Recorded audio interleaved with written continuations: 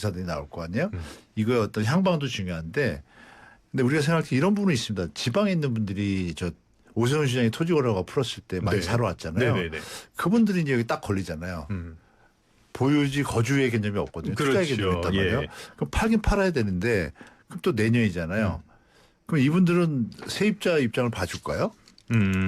앞뒤 안 가리지. 일단 팔아야지 돈이 아껴지니까. 그렇죠? 그렇죠. 이런 부분이 등장할 텐데 하여간 질문이 정확히 뭐였죠? 제가 하도 얘기하고 싶은 게 많다 보니까 그러니까 똘똘한 한 채에서 네. 이것이 조금 외곽 지역이라든지 퍼져나갈 가능성. 풍선 효과. 네. 일단 이미 풍선 효과의 개념이 아니라 일단 그 뭐라 그럴까 중저가 주택은 우리가 말씀 나눈 것처럼 세금 부담이 거의 없기 때문에 네네. 그러면 호가를 올린다고 했을 때 수요자들이 그러니까 시나리오로 말씀드리면 이렇게 꼬이니까 제가 이렇게 시나리오로 말씀드릴게요. 자 중저가 주택은 부담이 없어. 그럼 제가 주인이에요. 네. 주인이면 아무 때나 팔아도 별 부담이 없네요. 네. 그래서 굳이 싸게 팔 필요가 없죠. 그게 20억 이하란 말이에요. 그러면 그렇지 않아도 6억이던 게 8억으로 올랐어요. 올랐는데 내가 9억으로 올려볼까라는 생각이 있잖아요. 왜 고가주택으로 사람들이 못 가니까 일로 내려오니까. 그러면 내년에도 입주 물량이 부족하고 난 부담이 없어. 올려볼까 할 것이고 그런데 전세 물건이 없어지면서 무슨 현상이 벌어지고 있냐면 소유자가 가만히 보니까 보통 요즘 현상이에요. 수도권은 거의 그렇고 뭐 강북 지역도 그런데 만약에 매물이 100개가 있잖아요. 전세가 하나, 2개, 3개밖에 없는 거예요. 중요한 건 여기서 핵심이 뭐냐. 이 전세 가격이 매매가의 80% 90%예요. 네. 그러니까 이걸 못 견디고 더 외곽으로 나가시든지 아니면 매수를 해야 되는 입장이 됐는데 강제 매수가 되는. 네. 매수를 하려고 보니까 대출이 약간 막히는 거예요. 또 네. 꼬이는 거죠. 네. 중요한 건 그럼 꼬임에도 불구하고 그러면 우리 뭐 사고융 이런 얘기 많이 나오잖아요. 결국은 포모 현상이 생기죠. 왜? 정부가 공급 대책에 대한 신뢰가 없기 때문에 사야겠다라는 분들이 등장할 거 아니에요. 네. 그러면 그게 100개가 거래가 안 되고 하나만 거래가 돼도 네. 상한가라고 그러지만 앵커링 역할을 하니까 네, 네. 그러면 중저가 시장은 제가 볼 때 되게 강세장으로 바뀔 거다. 주식장으로 말하면. 근데 이것을 해결할 방법은 없는 것 같다. 현재 네. 정부에서. 뭐 그렇게 정리가 될 것 같습니다. 알겠습니다. 자, 소장님께도 여쭤보도록 할게요. 일단은 세금, 증세를 통해서 부동산 시장 안정화시킨다라는 계획도 어느 정도는 있는 것 같은데요. 일단 뭐 어떻게 보십니까? 가능할까요? 강남 고가 아파트 시장은 뭐 일시적인 안정은 가능할 것 같습니다. 네. 그래서 긍정의 효과라면 예. 왜냐하면 부담스럽잖아요. 제일 중요한 게 장기 보유 특별공제인데 한도를 10% 줄이겠다, 보유세도 올리겠다. 2027년에 이제 파시는 분들이 나오는데 네. 뭐 어떤 분들이 파냐면 이제 감당이 안 되는 분들이거든요. 한마디로 이제 고령자들, 현금 동원 능력이 좀 약하신 분들이 이제 매물이 나옵니다. 근데 이제 우리가 따져봐야 될 게 항상 개인은 합법의 테두리 안에서 최선의 선택을 하거든요. 그럼 집주인이 선택할 수 있는 방법을 보게 되면 매매. 그러니까 감당이 안 되는 분들, 네. 고령자들 팝니다. 근데 문제는 팔면 그 집을 누가 사느냐. 대출이 2억 나오거든요. 20억 이하는. 현금 부자들이. 그러면 부잣집 자녀들이 삽니다. 사면 토지거래 가죠. 입주해야 됩니다. 네. 그럼 세입자는 또 튕겨나가게 되죠. 그래서 또 전월세난으로 가는 그러면 거네요. 이제 또 하나의 방법은 내가 감당할 능력은 되는데 굳이 세금 많이 내고 싶지 않아. 그러면 이제 거주를 선택합니다. 네. 비거주였는데 거주하게 되면 또 세입자 또 튕겨나갑니다. 또 하나의 방법은 내가 비거주인데 계속 비거주 할 건데 세금은 올라가. 이제 정가를 합니다. 전세 월세 가격도 올라갑니다. 다 종합해 보게 되면 세입자는 그냥 다 튕겨나갑니다. 올려주든지 튕겨나가든지 이 두 가지 선택지가 세입자한테 줍니다. 너 많이 올릴래? 나갈래? 의 선택지이기 때문에 저는 이번 대책이 정부가 세입자 특히 무주택 세입자를 저는 버렸다고 생각하거든요. 어떤 고리를 하더라도 강남에 매물이 나와도 세입자들은 팔리면 산 현금 부잣집 자녀가 입주해야 되기 때문에 세입자는 어떤 신고도 튕겨나갑니다. 그러면 세입자는 어떻게 할까요? 계속 전월세에 머물러 있을 수 있을까요? 전월세는 아닌데 또 사야 되겠죠. 근데 뭘 살까요? 20억 네. 20억 이하는 이제 공제를 받으니까 종부세 대상이 아니니까 이제 20억 이하가 타깃이 됩니다. 야, 20억 이하로 가야 돼. 이제 룰이 20억 이하가 되는 거예요. 그럼 20억 이하로 들어오죠? 고령자 집 팔았죠? 집 판 사람이 계속 무주택으로 있을까요? 뭐라도 사야 되잖아요? 뭘 살까요? 고가 주택 사면 또 세금 맞으니까 왜냐면 강남집을 팔면 강남집을 파신 분들은 마포나 성동이나 서대문이나 이런 데 하나 사겠죠. 그러니까 이제 하급지로 이동을 하는 거예요. 그럼 서울을 또 감당이 안 되는 분들은 수도권, 경기, 인천까지도 저는 순회 공연을 그래서 정부가 한번 골고루 올려주려고 이런 치밀한 작전을 세우지 않았나라는 생각이 들 정도로 네. 네, 이게 맞아요. 부작용은 저는 굉장히 심각하다. 아니, 긍정의 네. 효과는 강남권은 내년까지는 좀 안정이 될 아니 것이다. 뭐 거기는 안정이 되든 근데 말든 저는 강남에 살 돈도 없기 때문에 네. 뭐 제가 접근할 수 없는 시장이니까 관심 대상이 벗어나고 우리 서민들 신혼부부들이 네. 갈 수 있는 20억 이하 시장들은 여전히 앞으로 더 불안할 가능성도 높아서 정부가 대책 마련을 해야 된다면 공급 대책도 네. 이제 준비를 해야 되지만 시간이 걸릴 것이고요. 세입자 주거 안정 제가 대토론회 때도 질문한 게 이 부분이거든요. 세입자 주거 안정 대책을 마련하고 있냐라고 했는데 답변을 듣지 못했습니다. 답변을 안 하셔도 되는데 저는 대책 마련은 필요하다는 말씀드리고 싶습니다. 알겠습니다. 제가 추론을 좀 예. 드리면요.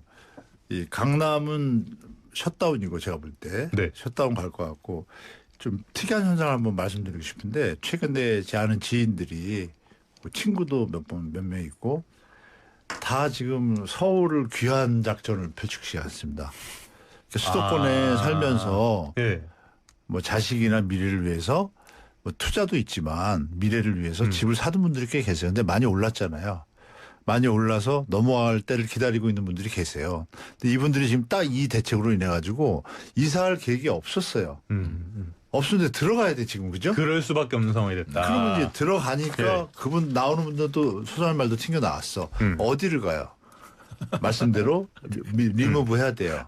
네네. 그러면 이제 어떤 교류 뭐 대민족의 의도는 아니지만 커머던스의 시대가 이상한 이제. 어떤 일들이 지금 현장에서 벌어질 거를 정부에서 좀 대비를 하셔야 될 것 같아요. 제가 볼 때. 그래서 이런 부분 챙기셔야 될 것 같습니다. 알겠습니다. 소장님 이제 나가셔야 되니까 하나만 좀 더 여쭤보자면은 말씀하신 것처럼 덜 똘똘한 한 채 강남 서초를 타겟으로 한 것 같지만은 그 여파가 전월세 시장까지 전반적으로 다 퍼질 수 있다는 얘기인 거잖아요. 뭐 저는 그렇게 예상을 네. 하고 있습니다. 왜냐하면 앞서서 말씀드렸잖아요. 개인은 최선의 선택을 하는데 이게 전제 조건이 있어요. 이런 세제 정책이 효과를 먹히려면 전제 조건이 두 가지가 돼야 되는데 첫 번째는 공급이 충분히 돼야 되고요. 두 번째는 전월세 시장이 안정이 돼야 돼요. 아, 내가 집을 안 사고 세금 올라간다는데 잠시 관망해야 되겠다. 전세 월세에 머무르거나 집을 판 사람이 전월세에서 숨 좀 돌려야 되는데 지금 전월세 판이 깨져버렸잖아요. 네. 전세 매물이 없습니다. 와, 진짜 신기하게 매물 어디 갔는지 모르겠는데 매물 없고 전세 월세 가격 올라가는 판에 세금을 때리게 되면 세입자들도 이제 사야 될 거예요. 이거 안 사고 전월세에서 머물러 있을 수 있다? 생각해 보게 되면 그래서 전제 조건이 공급이 충분히 되고 전월세 시장이 안정되고 나서 해도 모자랄 판에 이게 너무 물론 우리나라 5년 단임제이기 때문에 임기 내에 성과를 내야 되는 또 조바심도 있을 수는 있습니다. 네네. 그런데 그럼에도 불구하고 저는 항상 부정의 효과보다 긍정의 효과가 많은 정책은 해도 된다고 보거든요. 우리가 감내해야죠. 그래서 일부 뭐 부작용이 있더라도 일부 불만이 있더라도 큰 이익이 있다면 저는 해야 되는데 이번 정책에서 우리가 얻을 거는 과연 뭐가 있을까? 증세?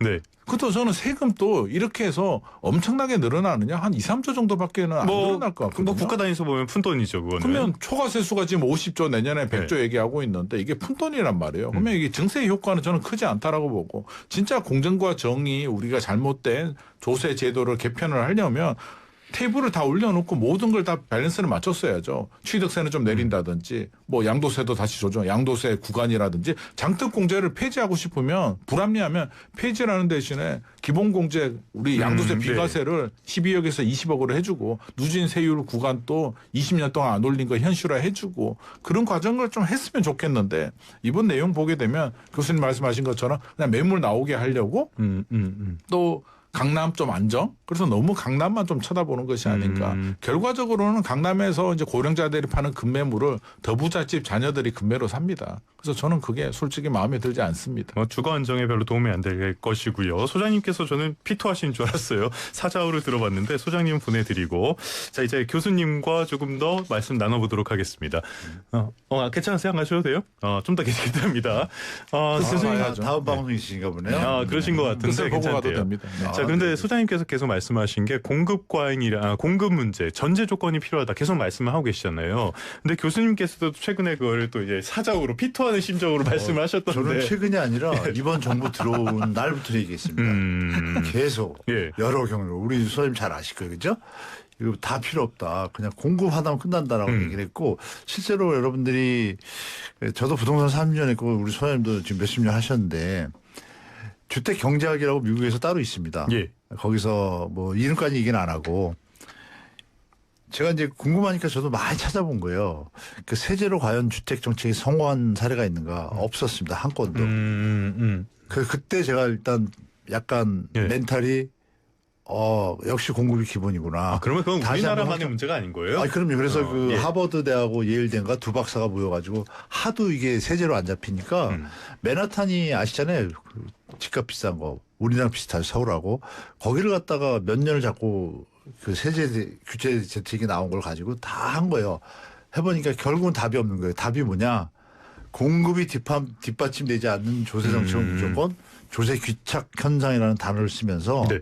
쓰기 시작합니다. 그리고 우리가 지금 쓰고 있는 조세 전가라는 단어의 개념이 거기서 출발한 겁니다. 아. 1980년 초에. 네. 거기 그때 이미 도시였어요. 네. 그러면 우리가 받아들여야죠. 이미 다 검증된 거잖아요. 그래서 제가 이 정부 취임하면서부터 공급부터 발표하고 진짜 분양가 상한제와 함께 공급지가 많잖아요. 3기 신도시. 이거 네. 신속하게 할 수 있다는 거 다 알기 때문에 계속 말씀드리고 있고 지금도 늦지 않았습니다. 마지막 네. 골든타임인데 아마 제가 볼 때 추석 전에 보통 통상적으로 발표를 하잖아요. 공급대책을. 지금 따끈한 게 없었기 때문에 세제 개편이 이렇기 때문에 지금 확실한 거 나오면 그나마 숨 쉴 수 있는데 안 나오면 시장이 어떻게 될지 저도 모르죠. 아마 제가 길거리로 나간다는 얘기를 그때부터 한 것 같아요. 이게 뭐냐면은 여러분 국민들 세금으로 네. 신도시 땅 보상을 했으면 국민들한테 싸게 분양해야 되잖아요. 그렇죠. 거기서 왜 장난을 칩니까 정부가? 그거를 제가 이제 포착했기 때문에 그게 이제 가짜 분양가 상한제예요. 박근혜 네. 정부 때 그게 만든 거예요. 네, 네. 왜 시세 올라간 거 따라가지고 분양가를 청년들하고 명분이 그거예요. 임대주택 짓는다. 네. 그러니까 이런 부분들에 대해서 제가 다시 한번 강조드리지만 정부는 아직도 늦지 않았다. 지금 공급 진짜 분양가 상한제 들어가면서 서리풀 지구하고 그린벨트 뭐 얘기 나왔는데 이거 발표하면 기다릴 수 있습니다. 국민들은 특히 무주택 서민들은 그거 없이는 지금 이번 대책은 제가 볼 때 정말 시장 잘못 들어갈 수 있는 어떤 단초가 될 수 있다는 네. 걸 좀 말씀드리고 싶어요. 예. 알겠습니다. 공급 대책을 강조를 해주셨는데요. 지금 뭐 발표가 임박했다 그러잖아요. 그런데 지금까지 공급 대책은 별로 시장에 효과를 주지 못했단 말이죠. 그렇죠. 간략하게 뭐 이번에 효과 있을 대책 나올 걸로 보십니까?